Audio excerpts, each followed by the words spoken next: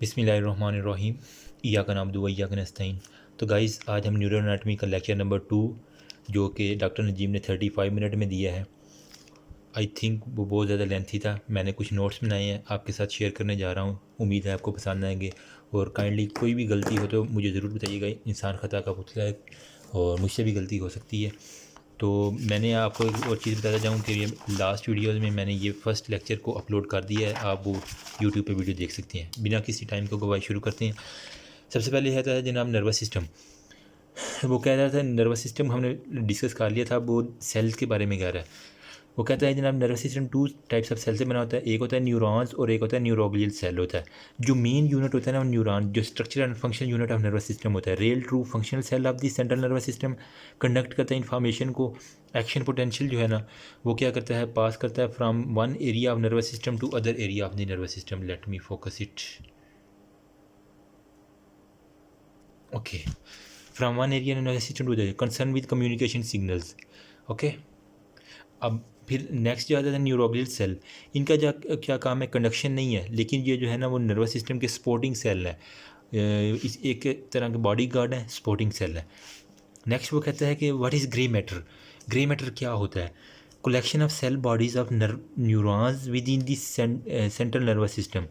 यानी हमें पता है कि नर्व जो होती है ना, एक होती है उसकी सेल बॉडी होती है, ठीक हो गया, ऊपर डेंड्राइट लगे होते हैं, नीचे से एक्सॉन होता है, ठीक है। अब वो कह रहा है इससे हम रैट से कंफर्म करते हैं। जिस तरह एक चूहा होता है ना, उसका एक मुंह होता है और एक टेल होती है। ये टेल जो होती है ना ये एक्सॉन होती है और ये जो होता है ना हेड, इसे हम कहते हैं सेल बॉडी। वही हेड को कंसर्न कर रहा है कि कलेक्शन अब अगर बहुत सारे चूहों के सर मिला लिए जाए ना तो वो कह रहा है इनको हम कहेंगे ग्रे मैटर। अगर ये सेंट्रल नर्वस सिस्टम के अंदर हो इस तरह, collection of cell bodies of neuron within the central nervous system. और इन्हें ग्रे क्यों कहा गया है, कोई और नाम भी तो दे सकते, क्योंकि जब हम माइक्रोस्कोपिकली देखते हैं तो हमें न्यूक्लियाई जो है ना वो ग्रेश नज़र आते हैं, ठीक है, इसलिए हम इन्हें ग्रे मैटर कहते हैं। ये देखिए मैंने लिखा हुआ collection of cell bodies of neuron grey matter due to grey nuclei, ठीक है। अगर अब एक्सॉन भी तो कलेक्शन हो रही है ना, यानी टेल्स जो है इनकी कलेक्शन जो है ना वो वाइट मैटर कहलाती है। क्यों, क्योंकि इनके ऊपर एक शीट होती है जिसे हम कहते हैं माइलन शीट, और माइलन शीट जो होती है ना वो वाइट कलर की नज़र आती है, फैटी जो होती है, इस वजह से हम इसे जो है ना वाइट मैटर कहते हैं। उसके बाद है जनाब नर्वस सिस्टम। नर्वस सिस्टम जो थे ना वो पहले सेंट्रल नर्वस सिस्टम और पेरिफेरल नर्वस सिस्टम लास्ट हम डिस्कस कर चुके हैं सारे का सारा। सेंट्रल नर्वस सिस्टम में वो हमने डिस्कस करना है ग्रे मैटर और करना है जनाब वाइट मैटर।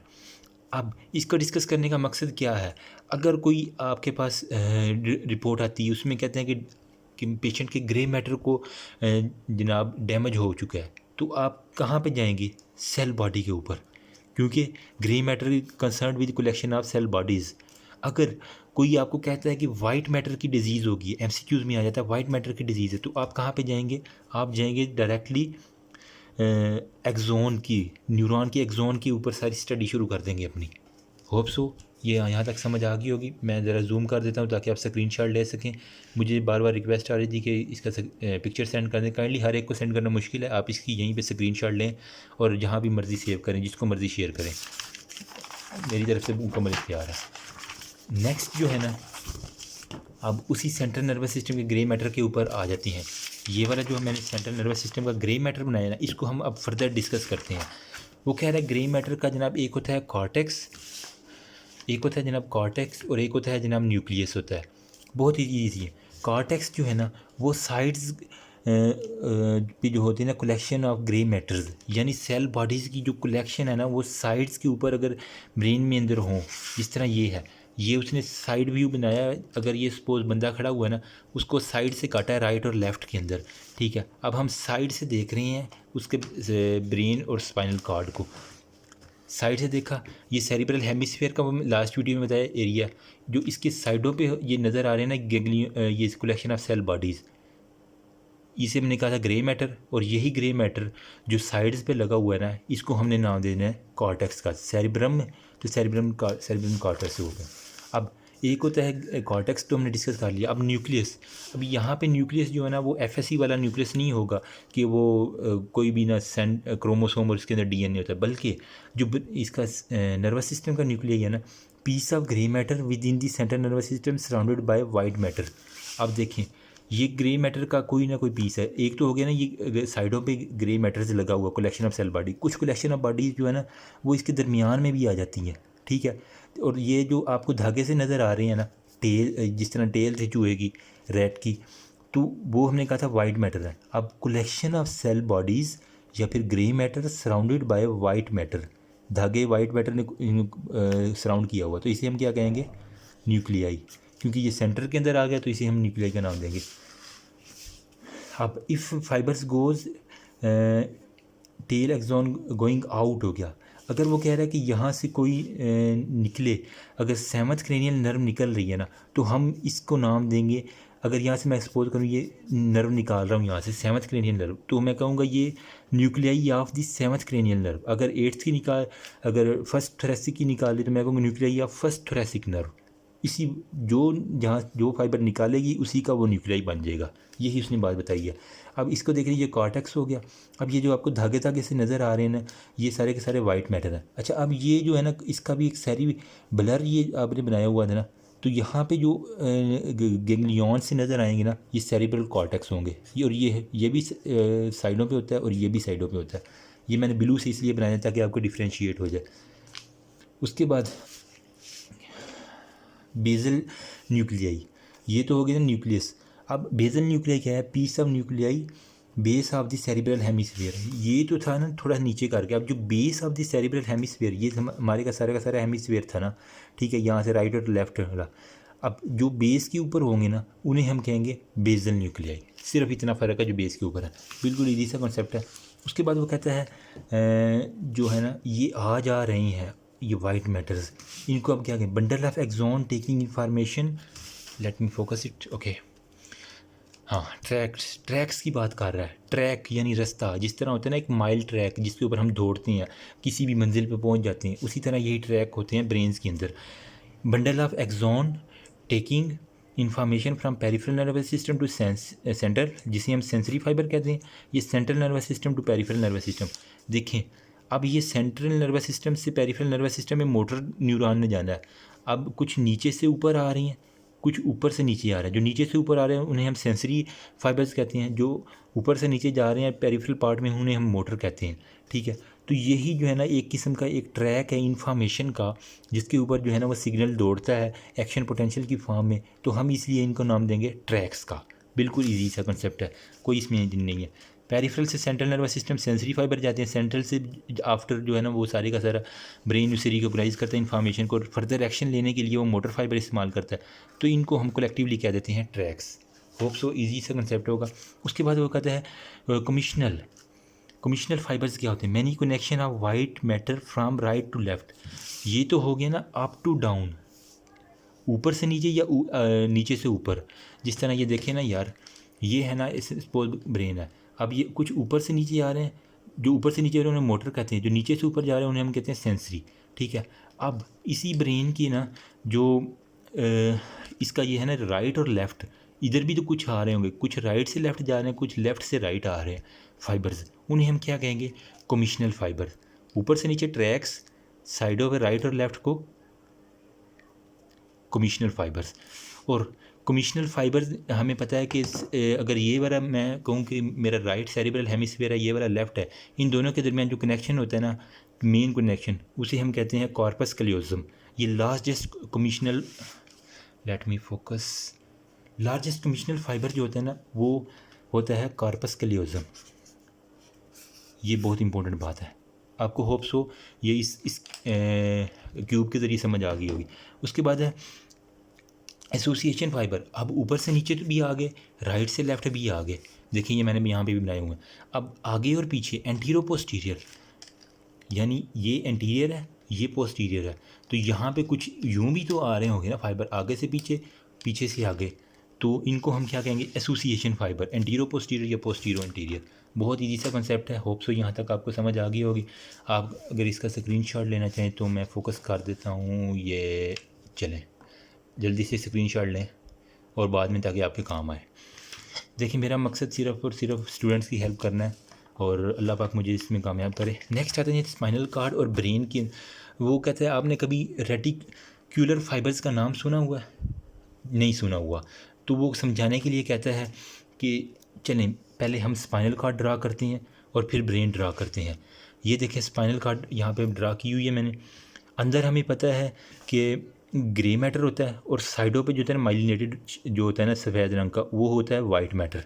अंदर ये वाला जो जिससे मैं डार्क कर रहा हूँ ये होगा ग्रे मैटर, और जो बाहर जो बच गया ना वाइट वाइट एरिया ये होता है वाइट मैटर। ये सिर्फ स्पाइनल कॉर्ड की यहाँ से यहाँ तक ये स्पाइनल कॉर्ड है।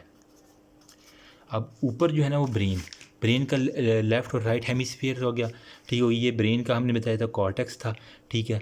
और फर्स्ट वीडियो में मैंने बताया था कि ब्रेन स्टेम भी होता है, और पोन्स होता है, मेडुला होता है, ठीक है। अब ये सारे का सारा ब्रेन स्टेम आ गया, ठीक है। अब यहाँ से सेरिब्रल कॉर्टेक्स के जो है ना वो फाइबर्स ऊपर जा रहे हैं, कहाँ तक? ब्रेन तक। स्पाइनल कॉर्ड से ब्रेन तक इन्फॉर्मेशन जा रही है, ठीक है। ये सेरिब्रल कॉर्टेक्स की जो है ना वो इन्फॉर्मेशन सारी की सारी। Grey matter column is going centrally upward. ये जो मैंने ब्लू पेंसिल से ब्रीक पेंसिल से बनाए हुए हैं ना, ये हैं सारे ग्रे मैटर कॉलम। ओके हो गया। अब इसके साइडों पे जो मैंने मार्कर से बड़े बड़े बनाए हुए हैं ना, ये आप देखते हैं इनकी बारी है। ये सारे के सारे सेंसरी फाइबर हैं और मोटर फाइबर हैं। जो नीचे से ऊपर जा रहा है ना, ये देखें ये ऊपर नीचे से ऊपर, उसे हम सेंसरी फाइबर कहेंगे क्योंकि उसने सेंस लेके जानी है। मैंने यहाँ पे टच किया तो यहाँ से जाएगा ब्रेन तक, तो स्पाइनल कॉर्ड से ब्रेन तक ये सेंसरी हो गया। अब ब्रेन ने सारी इन्फॉर्मेशन को कलेक्ट किया, उसे रिकॉग्नाइज़ किया, उसके बाद फिर सिग्नल भेजना है। तो ये मोटर की देखें, ये ब्रेन से स्पाइनल कॉर्ड की तरफ जो जा रही है वो मोटर फाइबर्स जा रहे हैं। ये तो समझ आ गई, ये तो ईजी था। अब वो कह रहा है कि यहाँ ब्रेन स्टेम जो है ना ये वाला एरिया, ठीक है, यहाँ पे जो होता है ना क्रॉसिंग होती है यूँ, राइट वाले लेफ़्ट साइड पे, लेफ़्ट वाले राइट साइड पे। यानी अगर सेंसरी इन्फॉर्मेशन ये मेरे राइट साइड से जा रही है ना, तो यहाँ पे ब्रेन स्टेम में यूँ एक क्रॉस मारेगी और लेफ़्ट साइड पे आ जाएगी, ठीक है। अब जो लेफ़्ट साइड वाली है वो ब्रेन स्टेम में जो ही पहुंचेगी वो राइट साइड पे आ जाएगा। इसीलिए हम कहते हैं कि राइट हेमिस्फीयर जो लेफ़्ट साइड ऑफ बॉडी को कंट्रोल करता है, लेफ़्ट हेमिस्फीयर जो है ना वो राइट साइड ऑफ बॉडी को कंट्रोल करता है। अगर किसी का राइट आर्म पैरालिसिस है तो हम लेफ़्ट हेमिस्फीयर पे जाके उसकी ट्रीटमेंट करेंगे, ठीक है। इसीलिए ये उसने बताया। अब इसको मज़ीद डिस्कस करते हैं। वो कह रहा है from left hemisphere to right spinal cord वो ही है, from right hemisphere goes to the left side हो गया। ये देखें क्रॉसिंग ओवर करवा रहा है, ठीक है। क्रॉसिंग ऑफ नर्व फाइबर्स हो गया, ब्रेन स्टेम के अंदर होता है, ये लाजमी याद रखनी है। यहाँ पे मेजर सेंसरी और मोटर, यानी जो ऊपर से नीचे आ रही हैं और नीचे से ऊपर जा रही हैं, उनकी आपस में क्रॉसिंग हो जाती है यूँ ही। बस इजी सा कंसेप्ट है, कोई मुश्किल नहीं है। अब क्रॉसिंग को हमने क्या कहना है? रेटिकुलर फाइबर्स, इनकी बारी आ जाती है। So grey matter in brain stem break into the small pieces. हमने कहा था ग्रे मैटर कॉलम जो है ना वो ये ब्रीक पेंसिल वाला ये यूं ही सेंट्रली जा रहा था। जब यहाँ पे आके इन्होंने गड़बड़ की है, क्रॉसिंग की है, तो जो ग्रे मैटर था वो स्मॉल पीसीज में ब्रेक हो गया। ये देख रहे हैं, ये मैंने ये गोले से छोटे छोटे बनाए हुए हैं, ये स्मॉल पीसीज में ब्रेक हो गया, ठीक हो गया। Brain stem area become network of the grey matter और वाइट मैटर। अब ये जब स्मॉल एरिया में ब्रेक हो गया तो यहाँ पे देखिए एक नेटवर्क से बन रहा है, जाली सी बन रही है। इसी हम क्या कहेंगे? इस नेटवर्क को कहते हैं रेटिकुलर फॉर्मेशन। इंतहाई ईजी कॉन्सेप्ट, बहुत ईजी है। जिससे नहीं समझ आया वो वीडियो को दोबारा बैक में जाकर देख सकते हैं। जल्दी से इसकी स्क्रीनशॉट लें, दोबारा समझा देता हूँ। ब्रेन स्टेम के अंदर जो सेंसरी और मोटर आपस में क्रॉस करती हैं, तो जो सेरिब्रल कॉर्ड ये ग्रे मैटर का जो कॉलम था वो यहाँ पे ब्रेक हो गया, ठीक है। और यहाँ पे जो है ना वो धागों के दरमियान एसोसिएशन बन गया, नेटवर्क बन गया। उस नेटवर्क को हम कहते हैं रेटिकुलर नेटवर्क। ओके हो गया। अब इसके बाद जो है ना, let me clean my sweating. Okay, अब some big pieces of grey matter in brain stem जो होता है ना वो न्यूक्लियर का था। जो मैंने गोले से बनाए हुए हैं ना ये वाले, इनको वो कह रहा है फिर ये भी न्यूक्लियर के कहलाएंगे। यहाँ पे भी हमने न्यूक्लियर ये पढ़े हुए थे, ठीक है, जो सराउंडेड हुए थे वाइट मैटर के साथ। यहाँ भी वही सेम वही फंक्शन है, इसी को हमने न्यूक्लियर कहा हुआ था। अब नेक्स्ट कह रहा है कि nerve, what is nerve and what is white matter. अब कलेक्शन ऑफ एक्सोन वो भी नर्व है, कलेक्शन ऑफ एक्सोन उसी को हम वाइट मैटर करते हैं, लेकिन इनकी जो है ना लोकेशन वो मैटर करती है। अगर पेरिफेरल नर्वस सिस्टम में कलेक्शन ऑफ एक्सोन हो गई, यानी जो रैट की टेल्स हैं, ठीक है, वो पेरिफेरल नर्वस सिस्टम के अंदर कलेक्शन उनकी नज़र आए आपको, तो आपने उसे नाम देना है नर्व का। लेकिन अगर वही रैट्स की टेल्स जो है ना वो सेंट्रल नर्वस सिस्टम में आपको नज़र आए तो आपने उसे नर्व नहीं कहना, आपने कहना है दैट इज़ वाइट मैटर। सफ़ेद धागे से आपने याद रखना है वाइट मैटर, मैंने यूँ ही याद किया हुआ था, वाइट थ्रेड। ठीक हो गया। सेंट्रल नर्वस सिस्टम में white matter, peripheral nervous system में जो है ना वो नर्व। अब उसी नर्व को हम सेंसरी और मोटर कह रहे थे। ये देखें ना यार, अगर यहाँ पे कलेक्शन हो रही है ना यहाँ पे, ठीक है, पेरिफेरल नर्व के अंदर, पेरिफेरल नर्वस सिस्टम के अंदर, तो यहाँ से बाहर जो जा रही है ना नर्व, वहाँ पे अगर कलेक्शन आपको नज़र आए तो हम आप कहेंगे ये नर्व जा रही है, वो देखो यार सीधी नर्व, शियाटिक नर्व जा रही है, और वो इस तरह का हम नाम देते हैं। अगर आपको यहाँ पे कहीं कलेक्शन ऑफ सेल ये एक्सोन नज़र आए टेल्स की ब्रेन या स्पाइनल कार्ड के अंदर, तो आपने इसे क्या कहना है, वाइट मैटर। मैंने पहले बता चुका हूँ। उसके बाद वो कह रहा है कि एक ट्रैक और एक नर्व। हमने फिर ट्रैक भी तो पढ़ा हुआ है ना, तो फिर नर्व में क्या फ़र्क है। ट्रैक भी बंडल ऑफ एक्सोन है, ये भी बंडल ऑफ एक्सोन है, यानी टेल्स की कलेक्शन है दोनों कलेक्शन। अब inside the central nervous system जो है ना उसे हम कहेंगे ट्रैक, और जो है ना outside the central nervous system जो इसकी बंडल ऑफ एक्सोन्स, ठीक है, उसे हम कहेंगे नर्व। अब ये भी इंफॉर्मेशन केबल के तौर पे काम करता है, ये भी इंफॉर्मेशन की केबल के तौर पे काम करती है नर्व। अब इनकी जो है ना इंसोलेशन की वजह से ना, यहाँ पे तो हमने लोकेशन की वजह से की थी, यहाँ इंसोलेशन की वजह से हमने इनको ट्रैक्स और नर्व में डिवाइड किया हुआ है।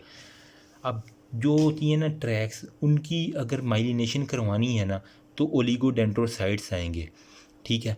अगर नर्व की माइलिनेशन करवानी है तो श्वान सेल आएंगे। देखें ये एक्सॉन होता है, ठीक हो गया, ऊपर ये जनाब इसकी माइलिन शीथ आ जाती है, दरमियान में जो है ना वो नोड ऑफ रेनिवर्स आ जाती हैं, ठीक हो गया।